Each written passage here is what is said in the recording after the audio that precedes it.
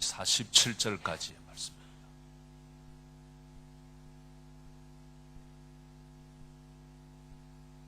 사도행전 2장 37절서부터 47절까지의 말씀입니다. 신약성경 190페이지에 있습니다. 찾으셨으면 저와 여러분들이 한 절씩 교독하도록 하시겠습니다. 제가 먼저 봉독합니다. 그들이 이 말을 듣고 마음에 찔려 베드로와 다른 사도들에게 물어 이르되 형제들아 우리가 어찌할꼬 하거늘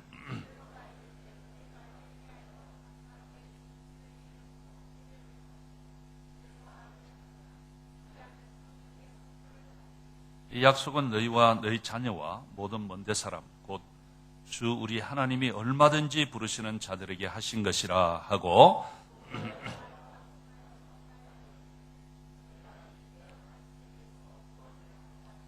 그 말을 받은 사람들은 세례를 받으며 이날에 신도의 수가 3,000이나 더하더라.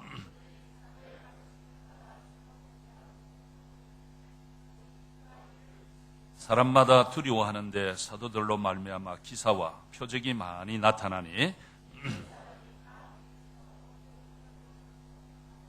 또 재산과 소유를 팔아 각 사람의 필요를 따라 나눠주며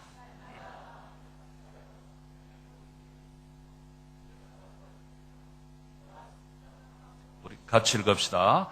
하나님을 찬미하며 또 온 백성에게 칭송을 받으니 주께서 구원받는 사람을 날마다 더하게 하시니라. 아멘. 이 시간 우리 선교지에서 사역하고 계시는 우리 서대경 목사님을 모셨는데요. 우리 6월 17일 주일날이 저희가 세운 선교지 남아공에 모두 13교회 그리고 모잠비크의 3교회 16교회인데 원래는 이제 5교회를 우리가 집중적으로 해서 전 구역이 5교회로 나눠서 대형 버스를 대절을 하고 그렇게 전 교인이 빠짐없이 다 가기로 작정을 선교위원회에서 했습니다.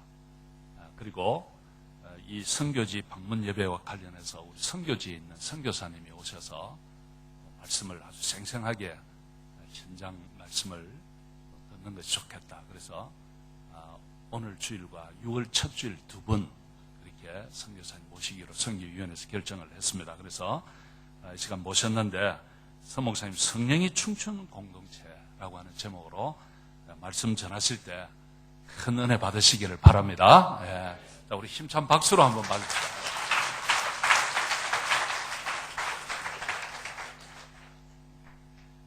조복교회 생기고 사상 유례 없이 선교지 방문 전에 이렇게 설교를 할 수 있는 은혜를 주셔서 얼마나 감사한지 여러분들 뵐 수 있어서 너무 감사합니다.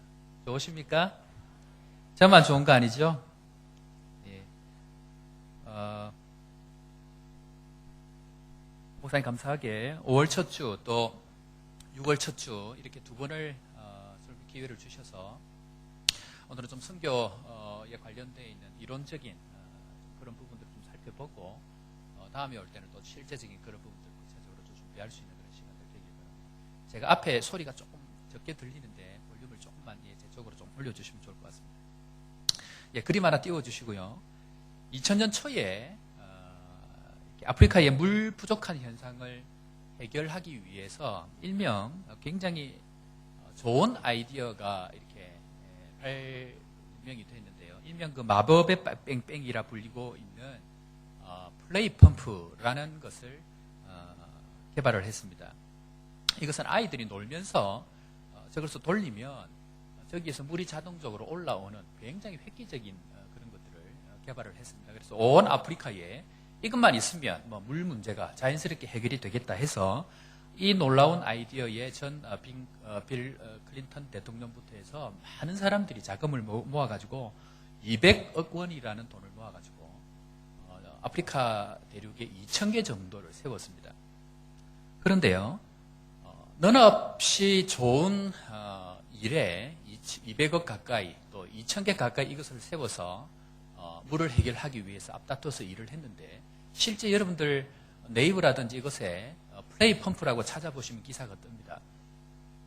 그런데 이 프로젝트가 2년이 지난 후에 역대 최악의 실수 또 최악의 지원 사업으로 결론이 나게 됩니다.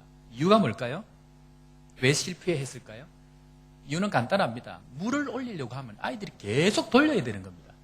한마디로 아이들을 죽이는 일인 거예요. 아이들 살리려고 사람 살리려고 기계를 돌렸는데 결국은 아이들이 죽게 되는 뿐만 아니고 이걸 돌렸더니 효율이 수동 펌프로 돌리는 것에 5분의 1도 안 된 거의 25% 효율도 나지 않는 이런 일들이 생겼다는 것입니다. 그래서 옥스퍼드 대학의 윌리엄 맥스킬이라는 사람이 이거 조사를 해봤습니다. 도대체 왜 이렇게 됐을까? 뭐가 문제일까? 이 좋은 일에 라고 조사를 해봤더니 한참을 이 사람이 의문을 가지고 조사를 해봤더니 결론이 뭐냐면요. 사람들은 착한 일을 할 때는 이성이 마비가 된다는 거예요. 좋은 일을 할 때는 따지지 않는다는 거예요. 그래서 앞다투어서 좋은 일을 투자를 했는데 결과적으로 그것이 실패하게 되는데 이 사람의 책, 한국 책으로 번역이 되어졌는데요. 냉정한 이타주의자, 영어로 Doing Good or Better 라는 책으로 되어졌는데 그래서 그 책 내용에 이런 것들을 주장을 하고 있습니다. 그 사람이 말하는 것은 모든 선한 일을 할 때에 의심을 먼저 해보라.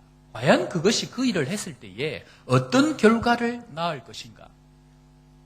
실제 아프리카의 많은 어려움들을 해결하기 위해서 또 학교에 지원 사업을 하고요.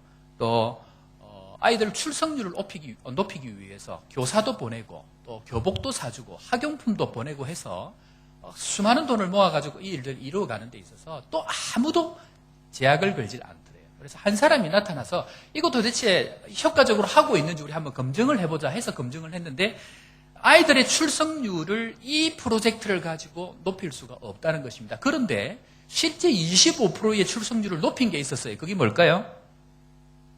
기생충약입니다.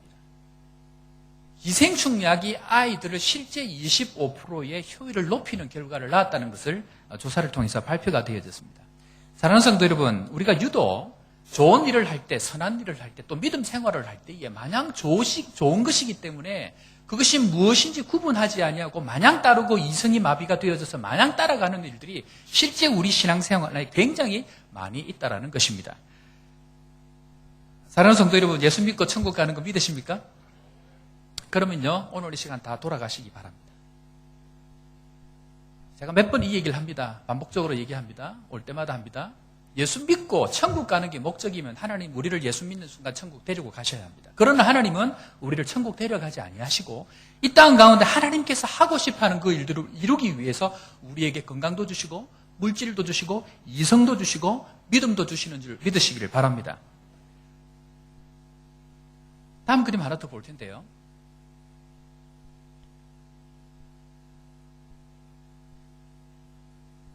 두 버튼을 가지고요. 실제 조사를 했습니다. 왼쪽에 있는 저 버튼을 누르면 어떻게 한다고요? 무조건 1 빌리언. 그죠?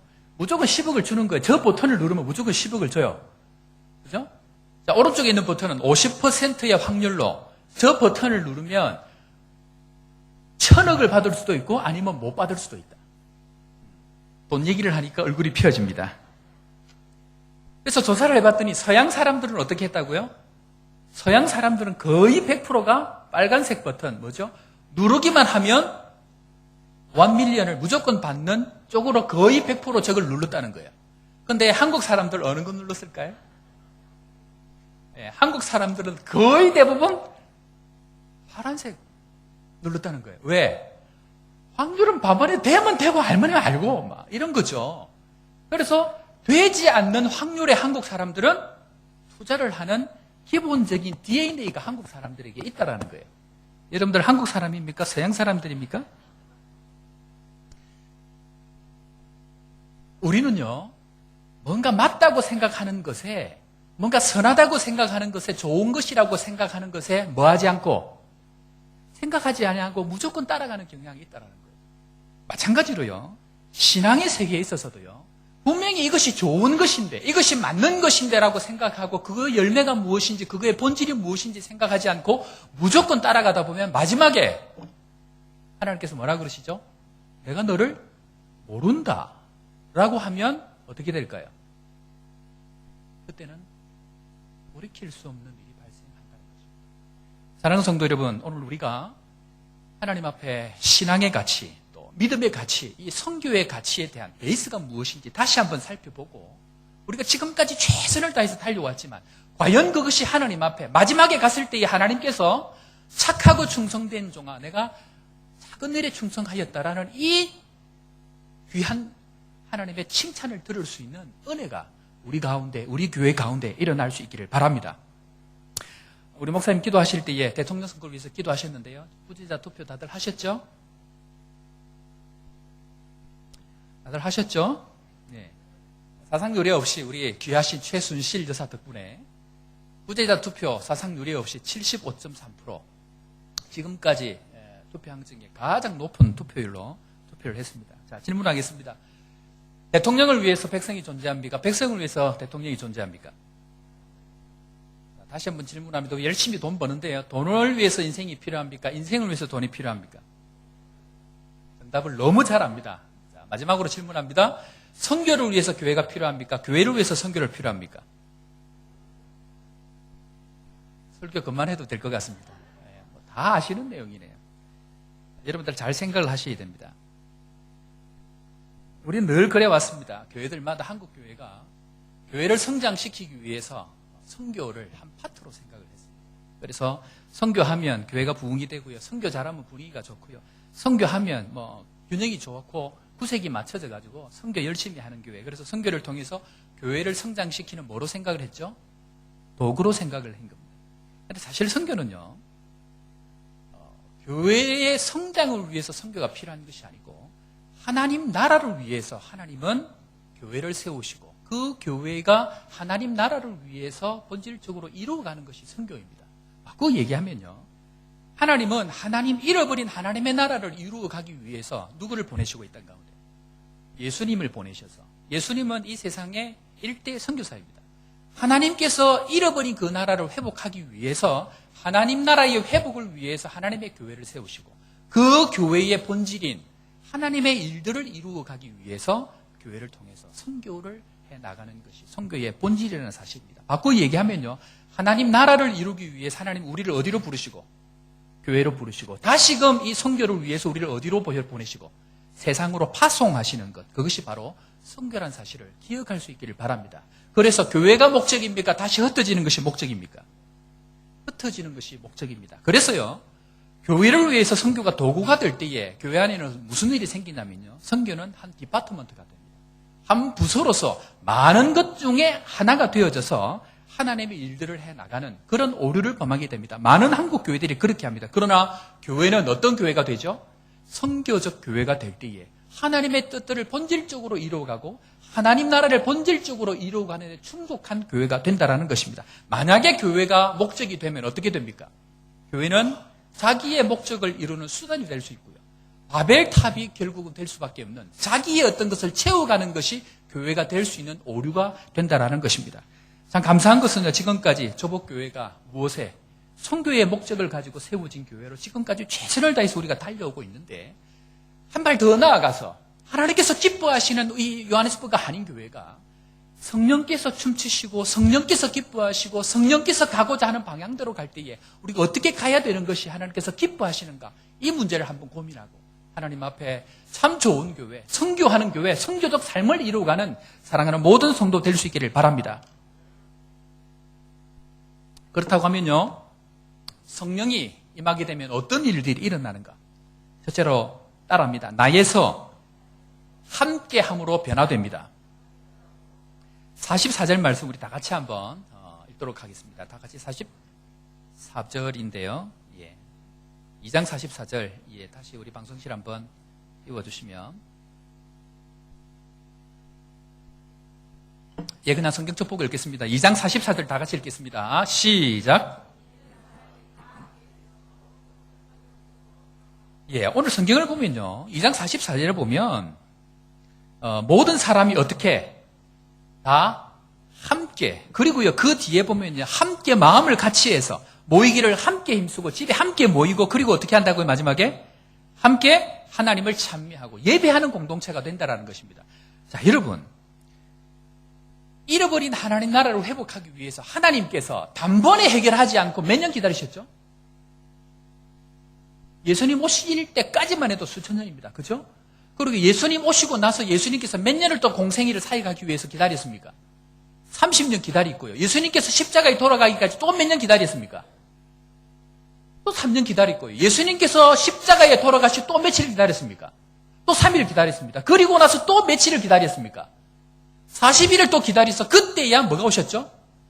성령. 예수님께서 이 성령이 얼마나 중요하면요. 그 모든 걸 다 이루시고 나는 간다. 대신에 성령께서 지금부터 전부 다 할 것이다.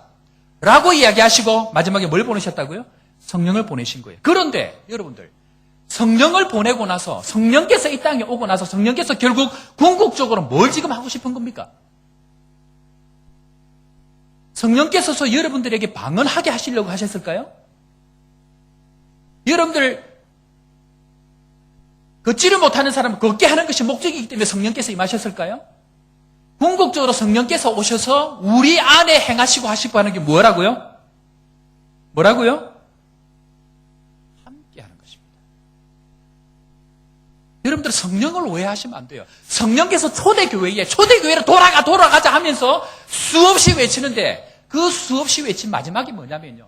함께 할 수 있는 공동체가 되는 거예요. 자, 이게 왜 이렇게 중요한가? 아니, 목사님, 함께 하면 되죠.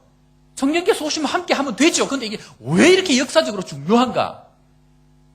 죄의 본질은 뭘까요? 죄의 본질은 뭐죠?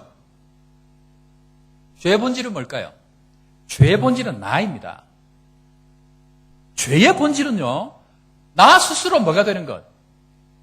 하나님이 되는 것이에요. 하나님 자리까지 나만 있는 것이에요.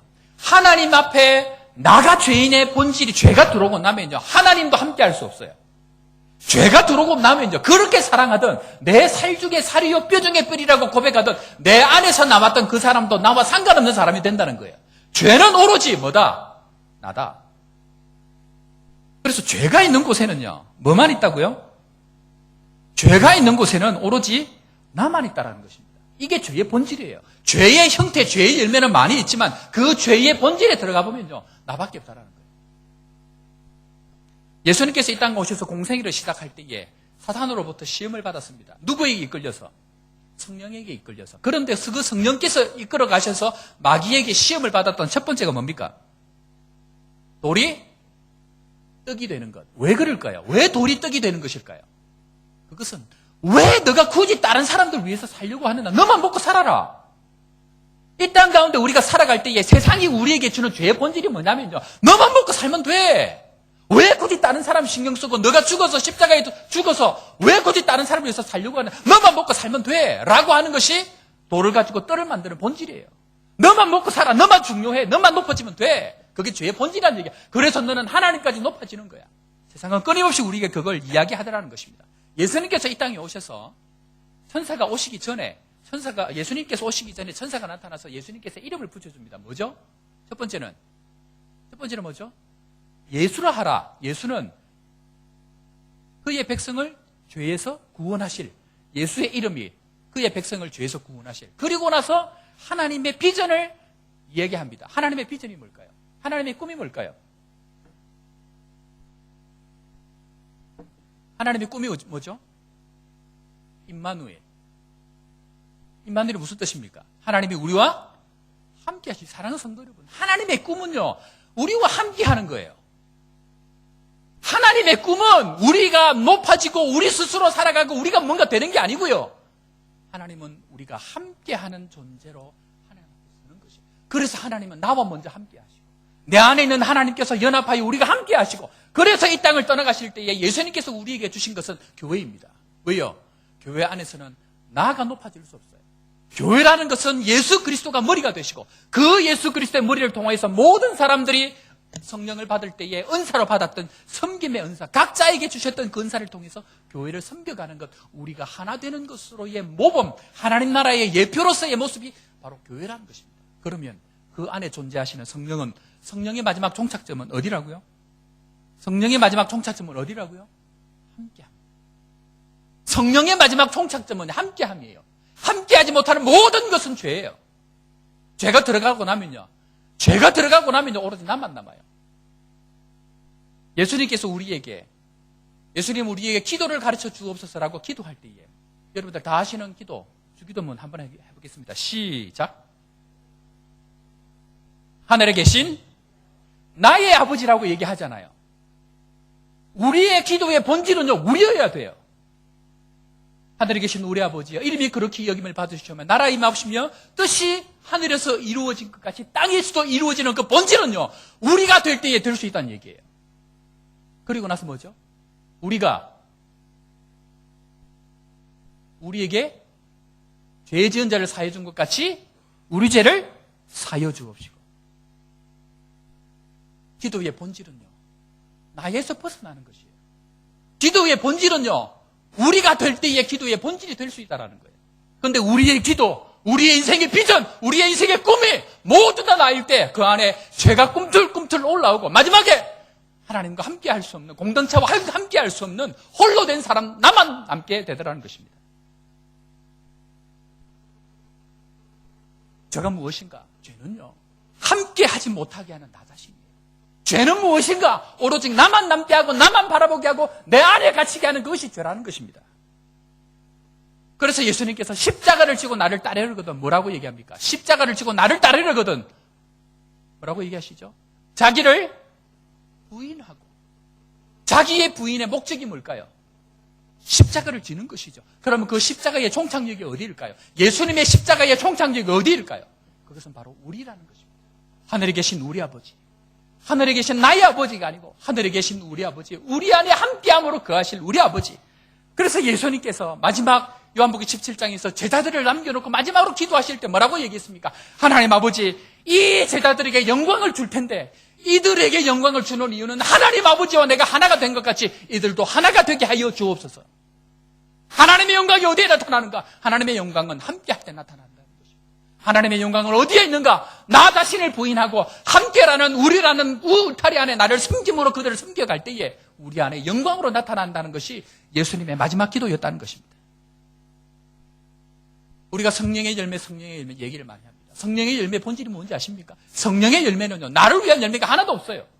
성령의 열매는 오로지 다른 사람을 어떻게 섬길 것인가요? 성령의 열매는 어떻게 함께 할 것인가요? 성령의 9가지 열매, 사랑과 희락과 화평과 자비와 충성과 온유와 절제니 이 같은 것을 금지할 수 있는 법이 없다고 얘기해요. 이 세상에 성령께서 가시고자 하는 것은 함께함을 위해서 우리에게 주시는 능력이라는 거예요. 거기에는 나가 없습니다. 거기에는 우리밖에 없고요. 거기에는 함께밖에 없는 거예요. 왜냐하면 하나님의 꿈, 하나님의 비전은 바로 우리이기 때문에 그래요.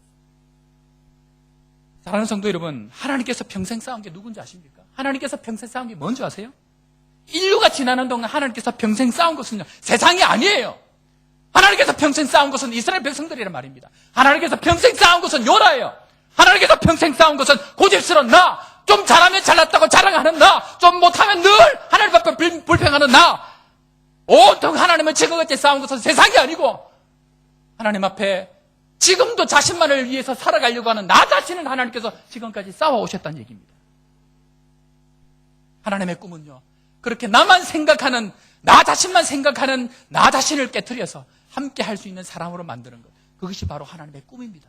그것이 바로 하나님의 비전입니다. 성령께서 오셔서 이루고 싶은 것, 은사도 주시고 방언도 주시고 능력도 주셔서 마지막에 하나님께서 우리 안에 행하고 싶은 것은 바로 우리가 함께 할 수 있는 사람이 되는 것, 그것이 하나님의 비전입니다.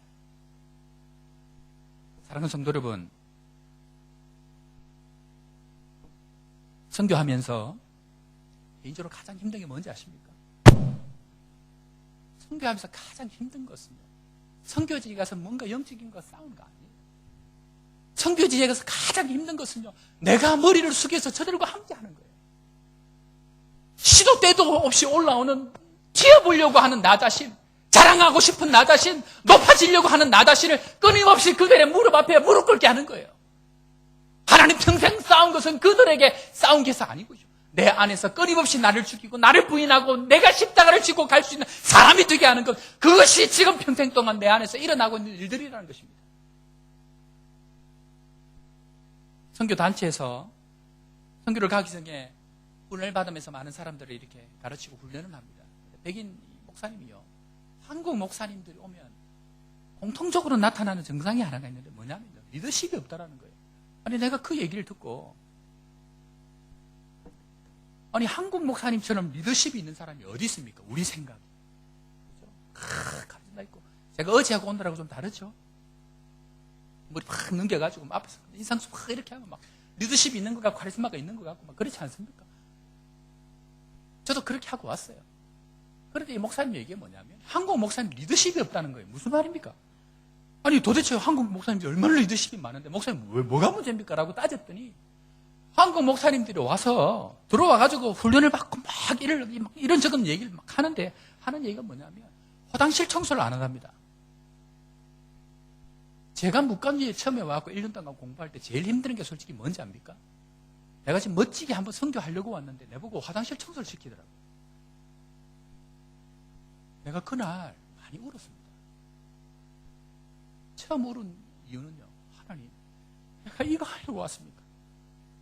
하나님, 내가 지금 휠 나하고 지금 뭐 화려하게 일을 해야 되는데 내가 화장실 청소하고 왔습니까? 라고 시작을 했는데, 마칠 때 내가 무릎을 꿇었습니다. 하나님, 내가 이들을 섬기러 왔는데, 내가 이것 청소한다고 하나님 앞에 불평불만하고 있는 내 자신을 후회하면서 눈물을 흘렸던 기억이 있습니다. 근데 동일하게 이 선교단체에서 이 목사님이 그 얘기를 하더라는 거예요. 한국 목사님들 화장실 청소를 안 한다. 두 번째 뭔지 아십니까? 한국 목사님들 설거지를 안 하더라. 세 번째는 뭔지 아십니까? 한국 목사님들 권위적이어가지고 대화가 안 되더라. 아니 근데 뭐 그럴 수도 있지라고 얘기하니까 목사님 하시는 말씀이, 아니 도대체 앞에서 행하지도 않고 어떻게 가르칠 거냐는 거죠. 먼저 해보지도 않으면서 어떻게 리더가 되고 그들을 이끌어갈 거냐는 거죠. 예수님께서 요한복음 13장에 말씀합니다. 내가 주와 선생이 되어 너희 발을 씻겼으니 너희도 서로 발을 씻기는 것이 옳으니라. 동일하게 뒤에 이렇게 말씀하십니다. 새 계명을 너희에게 주노니 서로 사랑하라. 왜냐하면 내가 너희를 사랑한 것까지 너희도 서로 사랑하라.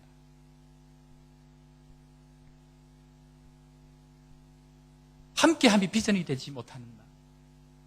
근데 이런 사람들이 열심히 하면 어떻게 될까요? 함께함의 비전이 아니고 꿈이 아닌 사람들이 열심히 하면 어떤 사람들이 될까요?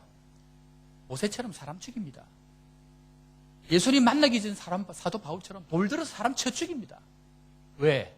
함께가 목적이 아닌 사람들은 자기 비전, 자기 꿈에 취해가지고 다른 사람 다 죽여요.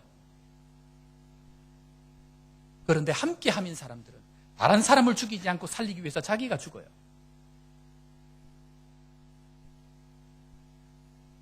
남아공에 와가지고 그래서 좋은 차를 사주셔가지고 한국에 있을 때에 별로 좋지도 않은 차 타다가 도요타 콘도를 사주셨는데 너무 멋져가지고 공항에서 목사님이 서목사님 차 이제 타고 다닐 차입니다 하고 다 주는데 제가 그 얘기를 해서 목사님 너무 좋은 차입니다. 제가 타기가 부담스럽습니다. 그러니까 그럼 천목사님 차 타든지 그러더라고요. 아닙니다. 제가 타겠습니다 하고 탔습니다. 얼마나 감사한지. 그리고 차를 이제 타고 선교팀하고 오자마자 이제 제가 운전해서 다니는데 크루브를 간 거예요. 제가 안전해서 3일 만에 운전하고 간 거예요. 신나 얼마나 기분이 좋던지 선교팀도 왔지, 선교 파송도 왔지, 좋은 차까지 주니까 막 가슴이 들떠가 막 차를 타고 가는데 이제 다시 이제 조복으로 돌아오는 길이었어요. 해가 뉘어지는데 이제 게이지를 켜지 않습니까? 어두워지면. 근데 게이지를 켰는데 게이지가 캄캄한 거예요. 그래서 나는 이게 새 차라, 좋은 차라 가지고 뭔가 버튼을 딱 누르면 쫙 밝게 되고 딱 누르면 어두워지고 이런 건 줄 알았는데 그건 아니더라고. 아무리 찾아도 한 20분을 찾았어요, 진짜. 막 찾는데 계속 어두운 거예요. 막 그때부터 속에 막 화가 나기 시작하는 거예요. 겉만 좋지 속은 엉망이구나. 한참을 막 그렇고 막 속이 막 부글부글해요. 이걸 지금 밤에 운전을 어떻게 하지? 막 걱정을 하고 가다가 이제 뒤에 분들한테 얘기를 한다고 백밀러를 이렇게 보면서 뭐 얘기를 하는 거 보니까 앉아 있는 분들이 선글라스를 끼고 있는 거예요. 가만히 보니까 내가 선글라스를 끼고 있는 거예요.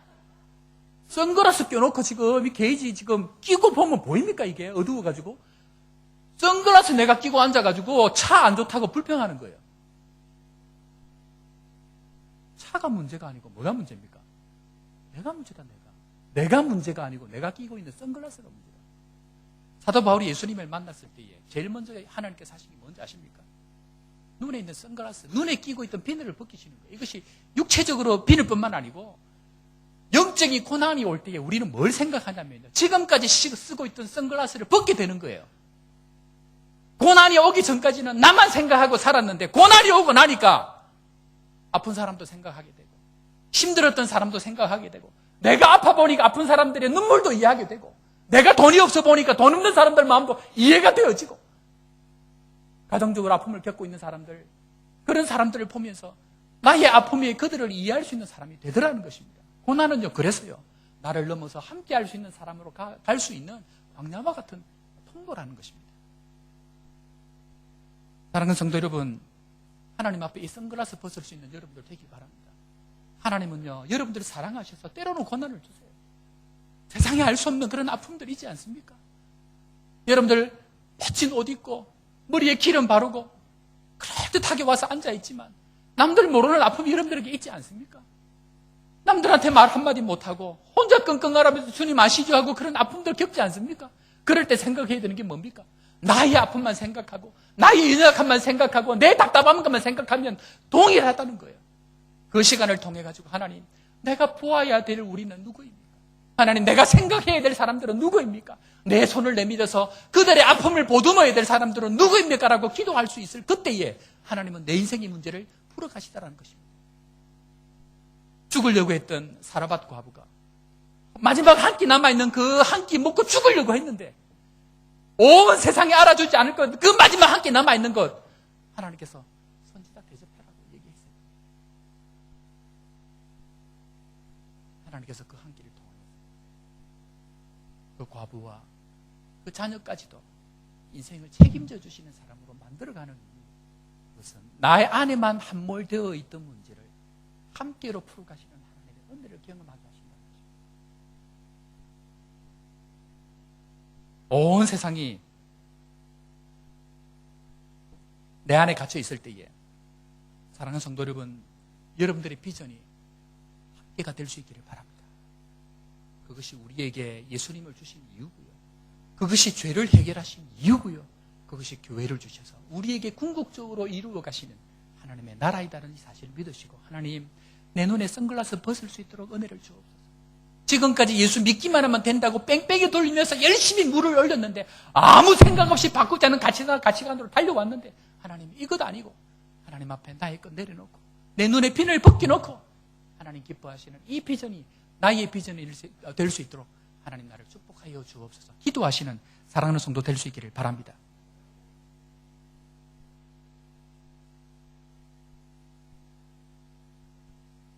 두 번째로요, 내 안에 갇히게 되면 선교 역사적으로 어떤 일이 일어나는지 두 번째는 한번 따라하겠습니다. 분리의 역사입니다. 분리의 역사입니다. 여러분들 선교를 잘못 오해하면요, 하나님 나라의 이름으로 복음이라는 이름으로 세상에 나가서 정복하고 세상에 나가서 복음으로 막 나아가는데 결국 그게 뭐가 됐을까요? 역사적으로 십자군 운동이 됩니다. 그리고 그것이 임페리얼주의가 되고요. 그래서 결국 그것이 발전하면 크리스텐덤, 기독교 제국주의가 됩니다. 그래서 기독교 역사는 무슨 주의죠? 무슨 나라였죠? 크리스텐덤, 기독교 제국인 거예요. 온 중세 시대 때부터 해가지고 최근 몇 세기까지 이 기독교가 달려왔던 것은 내 나라를 만드는 거예요. 그래서 칼과 창으로 십자가 들고 나가서 십자가 전쟁하면서 중세시대를 지나면서 그 나라들이 이루었던 것은 복음과 함께 온 세상을 정복하는 크리스텐덤의 역사를 이루어갔다는 것입니다. 그런데 여러분 창세기 역사를 가만히 보면요, 창세기를 두 나라가 시작인 여자의 후손과 마귀의 역사입니다. 그리고 그 역사가 구속사의 역사와 인류의 역사, 제국의 역사가 쭉 흘러가는데요. 다니엘서에 가보면요, 다니엘서에 가면 마지막 환상을 다니엘이 보는데 어떤 나라들이 나타납니까? 아수르, 바벨론, 메데, 바사, 페르시아, 로마 제국 이런 것들이 딱 나타납니다. 10뿔 달린 건 뭐 이렇게 사자뿔이 달린 모두 다 제국주의를 얘기를 합니다. 그런데 이 모든 제국들을 다니엘이 보니까 뭐가 나타나서 뜨인 돌이 나타나고 이 제국들을 다 무너뜨리는 거예요. 하나님의 나라는요, 이 제국을 만드는 나라가 아니고 뜨인 돌이 나타나서 함께함을 이루는 나라가 바로 기독교 역사라는 거예요. 그런데 세상 역사는 이 기독교 복음을 가지고 제국을 만들어 권력을 가지고 권력적 재패, 경제적 재패, 정치적 재패, 문화적 재패를 가지고 온 세상을 자기의 나라로 정복하는 것, 이것으로 오해를 했다는 것입니다. 그래서 성교는 중세 시대를 지나면서 나라를 자꾸 잡아먹는 역사적으로 재패를 하는 역사가 바로 기독교 역사였다는 것입니다. 그것이 바로 크리스텐덤의 역사입니다. 그런데 이것이 선교 역사를 잠깐 보면요, 18세기에는 어떤 선교였냐면요, 윌리엄 캐리부터 시작해가지고 온 지구상에 다니면서 해안 선교를 하게 됩니다. 왜냐하면 해안에 가면 사람들이 뭐죠? 개방적이라는 거죠. 외국에서 들어온 문물을 잘 받아들이기 때문에 개방적이기 때문에 복음을 들고 들어가기 쉽다 해서 선교사들이 들어가서 선교사들이 길을 열어놓으면 그것이 제국들이 들어가고 다 기독교가 점령하는 제국의 역사. 19세기는 어떤 역사죠? 그거는 이너 미션이라 그래가지고 내륙으로 자꾸 들어갑니다. 해안 선교는 이제 갈 데가 없다라는 거죠. 그래서 내륙으로 자꾸 들어가서 허드슨 테일러 같은 이런 사람들을 통해 가지고 내륙으로 자꾸 들어갑니다. 그 다음은 어떻게 되죠? 미국의 타운젠드 같은 선교사들이 뭘 합니까? 돈을 가지고 경제력을 가지고 가서 뭘 세워주죠? 병원 세워주고 학교 세워주고 돈을 가지고 그들이 필요한 것을 자꾸 주면서 그들에게 돈을 가지고 물질을 가지고 뭔가 확장을 시켜나가는 그런 선교 역사를 지내왔다는 거죠. 그리고 나서 우리가 잘 알고 있는 뭐죠? 황금 어장 선교 전략. 아까 얘기했던 다운잔트 이런 사람들이 19세기, 20세기 들어가지고 엄청난 돈을 가지고 프로젝트를 막 들어가서 학교들, 병원들 막 세워가는데 그 중에 수혜를 받은 나라가 어느 나라죠? 한국이라는 거예요. 그 혜택을 누린 것이 바로 한국이라는 거예요. 그런데 우리가 선교를 할 때에 우리가 보고 배운 게 뭐죠? 우리가 보고 배운 거 익은 거예요. 돈 들고 가가지고 학교 세우고 돈 들고 가가지고 병원 세우고 이걸 보고 왔기 때문에 지금도 한국은 그렇게 하는데요. 여러분들 지금 잘 생각을 해야 됩니다. 전 세계 국가 중에 미셔너리 고홈을 외치는 나라가 지금은 거의 8, 90%예요. 선교사 비자를 가지고 들어갈 수 있는 나라가 몇 군데가 안 돼요. 왜? 선교사들이 그렇게 들어가서 세우고 그들이 들어가고 만들었는데 선교사들이 뭐 하죠? 거기서 다 주인 노릇 하는 거예요. 다 자기가 주인 되고 현지 사람들은 종으로 만드는 거예요. 그래서 지금은 미셔너리 고홈, 선교 스톱 다 나가라 이제. 그래서 미셔너리 비자, 선교 비자 지금은 받을 수가 없습니다.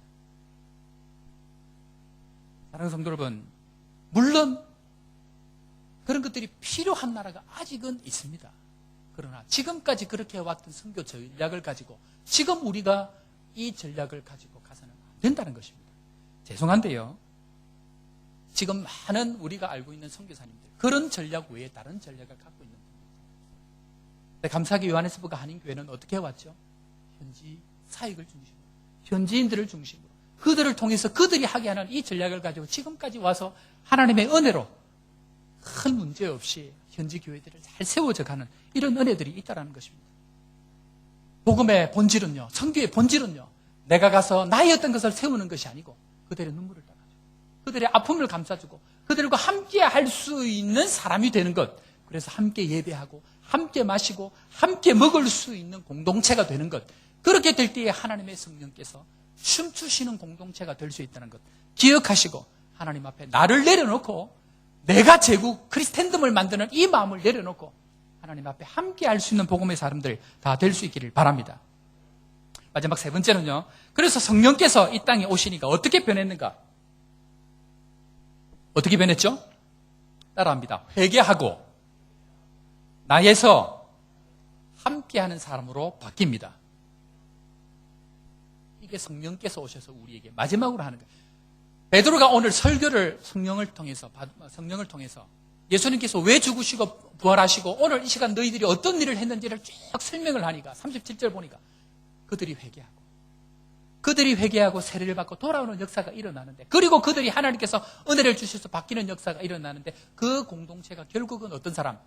함께하는 사람이 되라는 것입니다. 사랑하는 성도 여러분, 함께할 수 있는 여러분들 되길 바랍니다. 함께 할 때에 하나님께서 춤추시는 은혜가 여러분들에게 있는 줄 믿으시길 바랍니다. 이것이 우리에게 있을 때에 성령은 우리에게 어떤 일을 일으켜 주시는가? 어떻게 더하시죠? 하나님의 플러스 알파의 축복을 주십니다. 하나님께서 그 수를 더하게 하셨다. 이 사람들이 나가서 복음을 전했나요? 이 사람들이 나가서 선교했나요? 이 사람들이 나가서 뭔가 한 게 아니고 함께 할 수 있는 사람이 되니까 하나님께서 어떻게 보내어 주시는 은혜들이 있다는 것입니다. 한국교회 여러분들 생각을 해보십시오. 아무리 지금은 나가서 전도해도 안 옵니다. 왜요? 한국교회가 지금까지 자기 교회만 생각합니다. 성도들이 자기만 배불리고 자기만 높아지는 것에 목숨 걸고 달려왔기 때문에 함께하는 은혜가 없으면 성령께서는 사람을 보낼 수가 없습니다. 그러나 함께하는 공동체가 될 때에 하나님 앞에 놀라운 은혜의 플러스 알파의 은혜가 있다는 사실 믿을 수 있는 여러분들 되길 바랍니다. 개인적으로 예수를 믿고 가장 슬픈 게 여러분들 뭔지 아십니까? 저 개인적으로 하나님 앞에 가장 슬픈 것은요, 우리가 지금까지 그렇게 고생하고 수고하고 열심히 달려와서 우리 세대는 잘 살아요. 여러분들 잘 살지 않습니까? 하나님 은혜로 지금까지 눈물로 기도해서 지금까지 잘 살아요. 그런데 문제는 우리 다음 세대의 믿음의 희망을 볼 수 없다. 한국의 전 세계 OECD 자살률 1위입니다. 우리 아이들, 중고등부 아이들 가서 가르쳐 보면요, 눈에 초점이 없습니다. 너희들 꿈이 뭐니, 비전이 뭐니? 없는데요. 나는 잘 사는데, 나는 좋은 집에 있는데, 나는 좋은 차 타는데, 우리 아이들은 믿음에 희망을 볼 수 없다. 그것이 개인적으로 가장 아픈 거예요. 왜 그럴까요, 여러분? 이유는 뭐냐면요, 하나님의 역사를 경험해보지 못해요. 여러분들 예수 믿고 열심히 기도해서 형편이 나아지니까, 여러분들이 형편이 나아지니까 아이들이 기도하지 않아요. 기도하지 않고 엄마 이거 필요해. 여기 있어. 엄마 이거 사줘. 여기 있어. 아이들이 기도하지 않으니까 뭘 경험하지 못합니까? 하나님을 경험하지 못합니다. 하나님을 경험하지 못하면 여호수아 시대를 지나가고 사사 시대로 갑니다.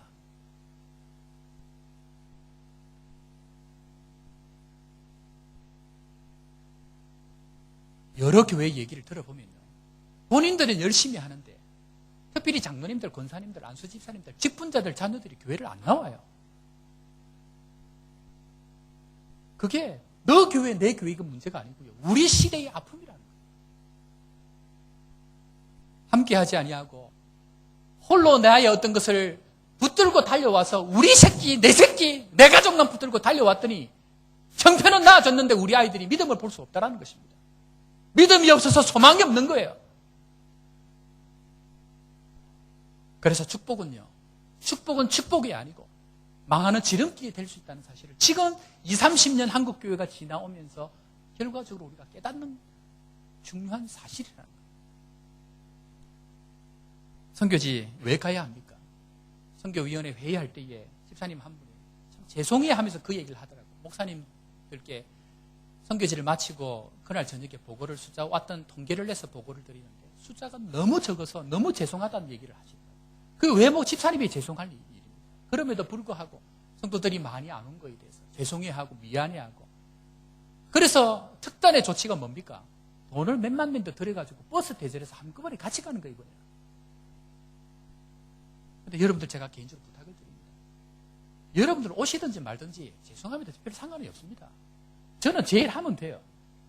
저는 목숨 걸고 선교지에서 해요. 문제는 뭐냐면 여러분들이 자녀들이 세상으로 간다는 거예요. 여러분들이 신앙생활 하는 동안 아이들에게 선교 현장에서 하나님께서 하신 일, 목숨 걸고 순교당하면서 복음을 위해서 살려서 하나님의 놀라운 은혜를 경험하는 그 일들을 아이들이 보지 못하면 우리에게는 미래가 없고 우리 교회는 소망이 없고 한국 교회는 교회가 아니면 답이 없는데 이 아이들이 온통 세상을 나가서 답이 없다라는 얘기예요. 여러분들 자녀를 보면서 가슴이 답답하지 않습니까? 눈물 흘리지 않습니까? 내 새끼도 아닌데 왜 내가 눈물 흘려야 하는지, 내 자녀도 아닌데 내가 왜 눈물 흘려야 하는지. 하나님, 한국교회를 살려야 합니다. 하나님, 우리 자녀들 일어나야 합니다. 하나님, 우리가 부가 있고 우리가 재산, 우리가 좋은 집, 우리가 좋은 차 하나님 앞에 달라고 기도할 때에 이 자녀들이 하나님 경험 못해서 필요한 그 우리 손으로 사서 줄 때에 하나님 경험 못해서 세상으로 나아가고 있는데, 하나님, 우리 아이들 살아야 합니다. 하나님, 우리 아이들 살아야 합니다. 이것이 나의 기도입니다. 이것이 우리 교회의 기도가 되어야 하고 이것이 우리의 소원이 되어야 합니다.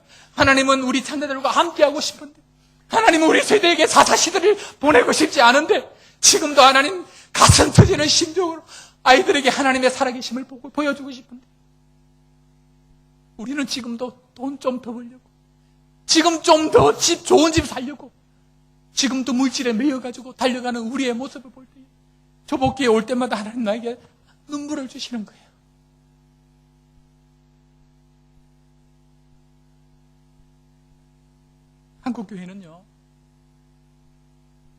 한국교회는 지금 하나님 앞에 좀 더 잘 살라고, 하나님 좀 더 우리에게 물질을 달라고 기도할 때가 아니고요. 하나님을 경험할 수 있는 백성 되게 해달라고, 우리의 자들이 하나님을 경험하는 사람 되게 해달라고 기도해야 될 때입니다. 하나님 좀 더 100만 원, 200만 원 더 받는 사람들이 아니고 우리 자녀들이 하나님 한 번 더 경험하는 사람 되게 해달라고 기도해야 합니다. 왜 눈물 흘려 기도하지 않습니까? 왜 내 새끼가 아닌데 왜 내가 눈물 흘려야 합니까? 여러분들의 교회, 우리의 조국이 하나님 앞에 일어날 일은 지금 내가 좀 더 잘 사는 게 아니에요. 하나님의 살아가신 현장을 보는 거예요. 순교의 피로 총에 맞아서 죽었던 교회를 가서 하나님께서 이 일을 하셨다고 아이들에게 가르쳐야 해요. 하나님 살아계신다. 비록 우리가 고통 가운데 있다 할지라도 하나님 살아계셔서 우리를 이곳으로 보내셨다. 이 아프리카로 보내셔서 이 하나님 나라를 위해서 우리를 세우기를 원하신다라는 이야기를 할 수 있어야 됩니다.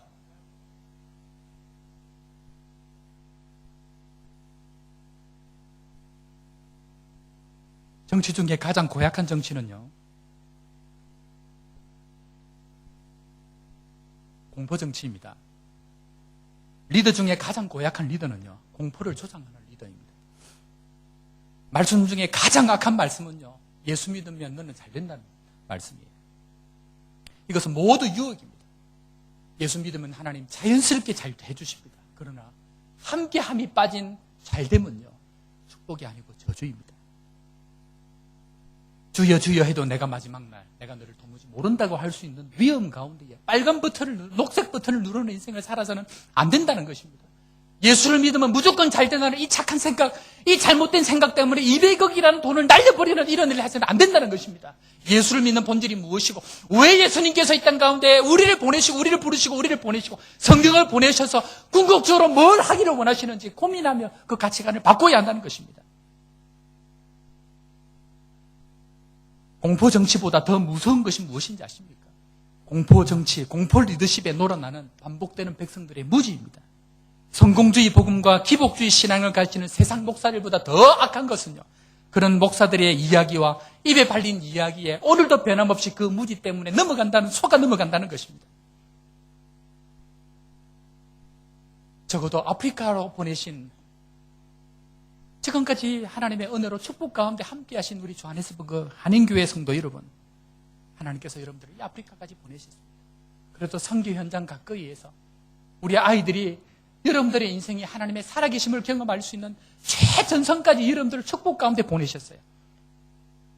우리가 지금까지 좀 더 형편이 나아지는 것 붙들고 달려왔다면 그것도 필요하지만 살기 위해서 하나님 우리에게 빵도 필요합니다. 그러나 빵이 목적이 아니고 하나님 말씀, 성령께서 가고자 하는 이 함께함의 은혜가 우리 교회 가운데 먼저 일어날 수 있도록 우리를 축복하여 주옵소서. 여러분들 저를 어떻게 생각하실지 잘 모르겠지만 선교 현장에서 지금까지 최선을 다해서 달려오면서 한 일은요, 우리 사역자들 대학 나와가지고 2,000랜드, 3,000랜드 받으면서 여러분들 대학 나서 여러분들 자녀들 만랜드, 2만랜드 받지 않습니까? 선교 현장에서 우리 사역자들 2,000랜드, 3,000랜드 받으면서 떠나지 않고 지금까지 함께 있는 것입니다. 내가 너와 함께 있다는 것, 요하네스버그 한인교회가 너희와 함께 있다는 이 신뢰하는 끝까지 붙들고 오게 만든 거예요. 눈물을 흘릴 때 내가 너 옆에 있다. 내가 어려울 때 내가 너와 함께 있다. 영상 하나 볼 텐데요. 선교 현장에서 이미 우리 파니 전도사는 복음 전하다가 총에 맞아 죽었고요. 죽기 전에 이미 2살 된 아이가 병에 걸려 죽었습니다. 몬스로스 교회 건축하기 전에 텐트로 지날 텐데요. 온 교회가 함께 건축을 위해서 기도하고 귀신이 하루에 4마리가 나와가지고 그 일 하다가 우리 구구세 전도사는 폐렴이 왔고, 폐렴이 와서 그 바이러스가 뇌로까지 가고 뇌수막염이 걸려가지고 진짜 하루 지나면 죽을 뻔했는데 주의 은혜로 살아가지고 6개월 동안 마비된 몸으로 살다가 이제 겨우 살았는데요. 그 사역자 병수발 한다고 사모님이 수발 들다가 또 병이 와갖고 6개월 전 마비가 또 와가지고 지금 약을 먹고 겨우 지고 움직이고 있습니다. 선교 현장은요, 그러고 있습니다. 그 영상 잠깐 먼저 보시겠습니다.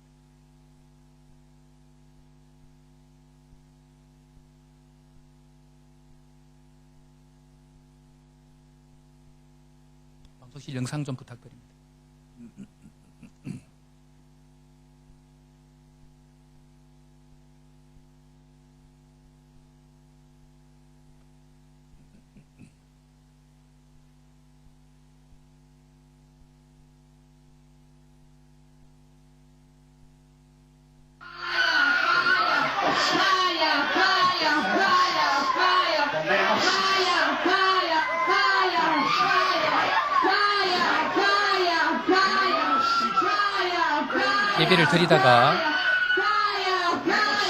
예배를 드리다가 귀신들이 저렇게 한번 나오기 시작하면 그렇게 발악을 하는 거예요.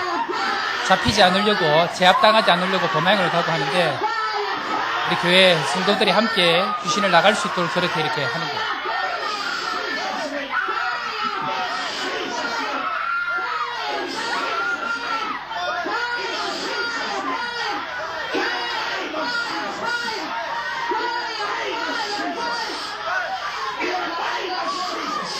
귀신이 저렇게 한번 나오기 시작하면요, 얼마나 진을 빼는지 모릅니다. 몇 시간을 저렇게 실험을 하고요.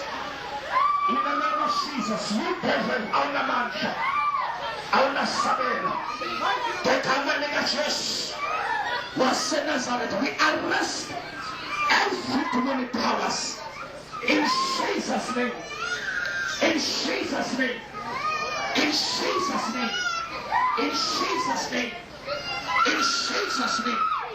In the name of Jesus. In Jesus' name. Thank you, Jesus. In the name of Jesus. Now, you snakes. You snakes.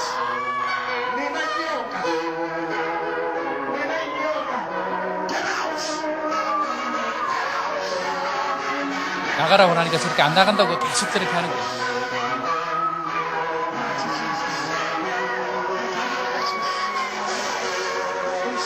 됐습니다. 축하드립니다.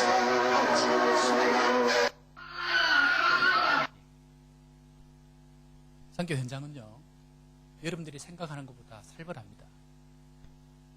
예배 시간만 저렇게 나오는 게 아니고요. 주중에는 우리 사역자 차를 돌을 던져가 전부 다 부수고요. 집에 있는 학교 간 사이에 집에 있는 짐들을 전부 훔쳐가고요. 그런 스트레스들이 사람을 병나게 하는 거예요. 그런 가운데 제가 하는 일은요, 함께 하는 것입니다. 사랑하는 성도 여러분, 우리 사역자들 격려하고 위로하기 위해서 6월 18일 날 함께 이 일에 동참하고 한 주 땡 잡았다, 골프 치러 가야지, 그렇게 하지 않기 바랍니다. 하나님께서 아프리카 여기까지 보내셔서 그들과 함께 하기 위해서 보내셨는데 외면하지 않기를 바랍니다. 하나님 여러분들에게 비전을 주셨고요, 꿈을 주셨고요, 함께하는 일에 동참하게 하셨습니다. 그런데 여러분들, 저 귀신 들린 사람들보다 더 무서운 게 뭔지 아십니까? 저 귀신 들린 사람들보다 더 지독하고 더 악하고 더 본질적으로 나쁜 게 뭐냐? 잘못된 가치관으로 나 혼자 붙들고 나 혼자만을 위해서, 자기만을 위해서 살아가는 사람들, 눈에 보이지도 않고요, 표시도 나지 않고요, 뒤에서 오로지 자기의 바벨탑을 쌓아가는 그 사람들이 훨씬 무섭고 악한 거예요. 하나님 앞에 자기를 내려놓을 수 있는 여러분들 되길 바랍니다. 하나님 앞에 함께 예배하는 이 시간들을 통해 가지고요, 하나님께서 기뻐하시는 성령이 춤추는 공동체를 함께 만들어갈 수 있는 여러분들 되길 바랍니다. 9주 전인가요? 저희 현지 교회에서 공식적으로 저한테 레터가 왔어요. 뭐냐면요, 우리의 마들 교회인 요하네스버 한인교회, 우리가 가서 같이 한번 가서 예배를 드리면 좋겠다. 왜냐하면요, 우리 성도들은 함께 예배 드리는 것 표현을 잘 못해서 그렇지, 여러분들 한 번 왔다 가면요, 얼마나 감사하고 감동이 하는지 모르고, 그래서 공식적으로 한 번도 그런 일이 없는데 함께 좀 예배 드릴 수 없겠냐. 그래서 내가 6월 18일 정해서 가니까 기다려라. 하루 두 끼도 못 먹는 성도들입니다. 그들이 우리가 준비했던 식사, 우리가 준비했던 선물 준비해서 가서 함께 나누면 하나님의 사람으로 인정하고, 엘리야가 죽으려고 했다가 그 한 끼 때문에 살아서 40주 40년을 달려서 하나님의 일들을 감당하는 것처럼, 이들은 또 두 끼도 못 먹는 삶이지만 하나님 앞에 그렇게 자기의 삶 가운데 하나님의 주어진 일들을 살아가며 귀신 나오는 그 사람들 함께 기도하고 제압하고 사람 만들고 하는 이 일들을 하고 있다는 것입니다. 사랑하는 성도 여러분, 6월 18일입니다. 6월 18일 날 할 준비하셔서 하나님께서 기뻐하는 일들이 놀랍게 일어날 수 있기를 바라고요. 특별히 올해는요, 성도들과 일일이 깊이 교제하기가 어려우니까 특별히 우리 사역자들, 가족들을 중심으로 축복하고 선물을 준비하고 격려하는 이 일들을 좀 많이 해주셨으면 좋겠다라고 제가 선교위원회 부탁을 드렸습니다. 그래서 성도들을 위한 선물 올해는 그렇게 많이 안 하셔도 됩니다. 할 수 있으면 하면 좋지만 특별히 우리 사역자들과 사역자 가족들을 위한 선물들, 격려하는 일들, 프로그램들 좀 그렇게 준비하셔서 하나님께서 우리에게 맡겨주신 이 아름다운 공동체들, 아름다운 선교 하나님의 꿈들이 우리를 통해서 이 아프리카 땅에 놀랍게 이루어가는 축복의 은혜들이 풍성하기를 바랍니다. 이 시간 다 같이 한번 동성으로 한번 마지막 기도할 텐데요.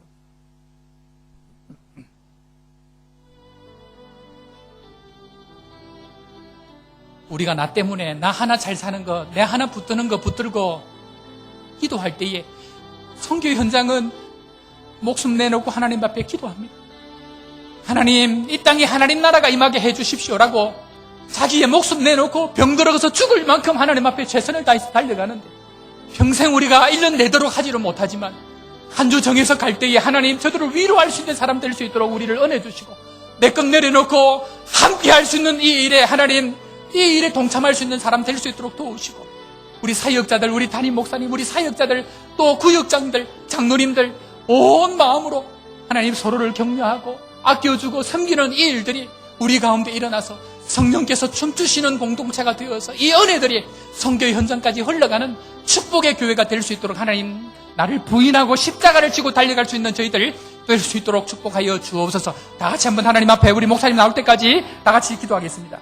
하나님 은혜를 감사합니다. 지금까지 하나님